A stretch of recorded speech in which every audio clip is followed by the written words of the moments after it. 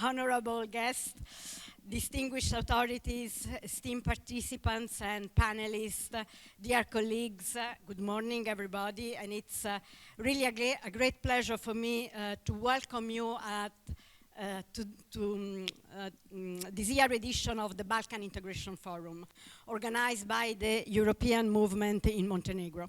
This event is part of a project funded by the Italian Ministry of Foreign Affairs and International Cooperation under the so-called Bando Balcani. The purpose of the Bando Balcani, which is an annual open call to NGOs project from the Western Balkans, is to promote democracy, the rule of law, human rights, to foster reconciliation process in the region at national and regional level, to support European integration process. This initiative, along with many others, is part of Italy's constant and long-standing commitment to the region, and in particular to the process of enlargement, which indeed has always been a priority of the Italian foreign policy.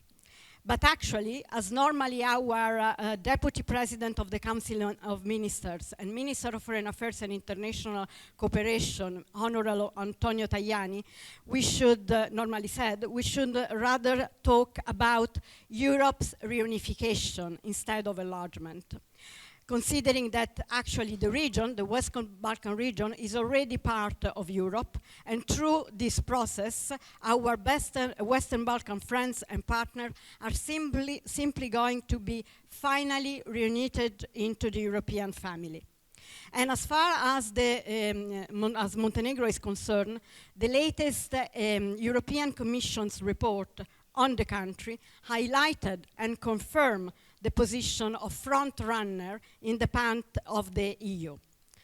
And it will be even more so if, as we hope, the country keep on doing the reform needed to close the remaining negotiating chapter by the end of 2026 in order to become the 28th member of the member states of the EU in 2028.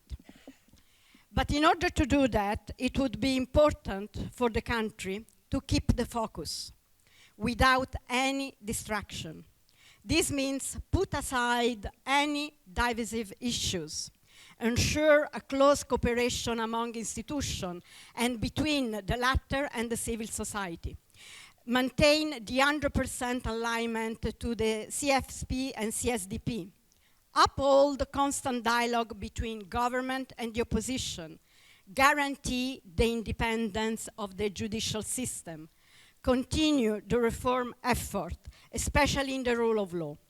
And on that, it would have been important on Tuesday to appoint all 3 missing judges of the Constitutional Court. Needless to say that it would have been much better for the country to tick this box before the end of the year. But I would stop here, also to avoid to become too polemic, and to leave the floor to the real discussion. But let me first thank the panelists who will take part in this edition of the Balkan Integration Forum.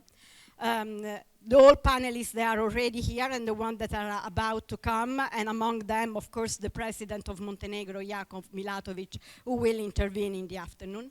A special thank to Momo Radulovic and the European movement in Montenegro for organizing this event, for making this event possible. And I'm absolutely sure that both yesterday's and today's discussion will give an important contribution to the ongoing reflection about the key challenge in EU process of the Western Balkan region. Thank you for the attention and have a successful discussion. Thank you very much.